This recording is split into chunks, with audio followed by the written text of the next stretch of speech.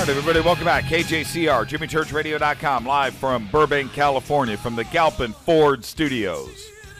Galpin Ford is the largest volume Ford dealer in the world for 21 straight years. The sales manager there is Rubik Hartunian. 818-425-2828. That's his personal cell phone. He's a friend of mine. Give Rubik a call, pick out your car, tell him Jimmy Church sent you. Galpin.com. Again, 818-425-2828. We are live right here from Burbank with the Deacon Dogs. Hilton J. Palm, Charlie the Shekinator Sheckman. All right, I'm your host, Jimmy Church, live for syndicatednews.net. Over the weekend, ESPN had to fire one of their online editors, Anthony Federico, and suspended one of their anchors, Max Bretos, for 30 days for using a racial slur about Jeremy Lin. And the slur was a chink in the armor. Now, the phrase obviously carries racial overtones when used by anybody. And ESPN is so big and so huge, and I'm not making any excuses for Anthony Federico here, but he got caught up in it. And ESPN is doing whatever they can for ratings. And I know the lead headline for anything has to be something about Jeremy Lin, whether it's on SportsCenter or online. Federico got caught up in that. Now, it's not funny, and it's not a pun.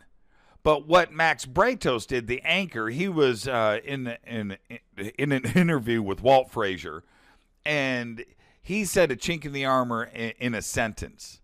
And I don't think he meant any offense by it. He just said it, a chink in the armor. But it was just a weird coincidence that it was also posted as a headline, and it is not funny.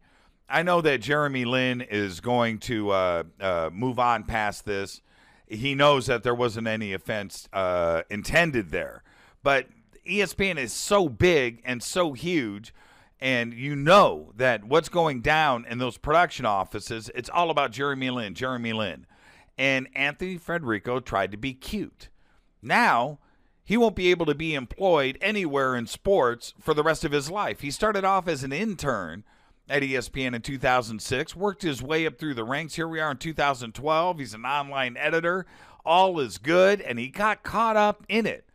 Now, his career is over in sports.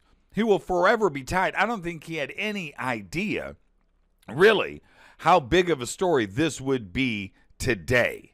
Now, as far as Max Bretos goes, I've reviewed everything. I read the interview. He didn't mean anything by it. It's just a weird coincidence. And now his name will forever be tied with a chink in the armor at ESPN. ESPN should just be ashamed. There's checks and balances there. Federico had a boss. You know, what happened to him? How come he didn't check the check? For syndicatednews.net, I'm your host, Jimmy Church, KJCR. We'll be back right after this. Stay with us.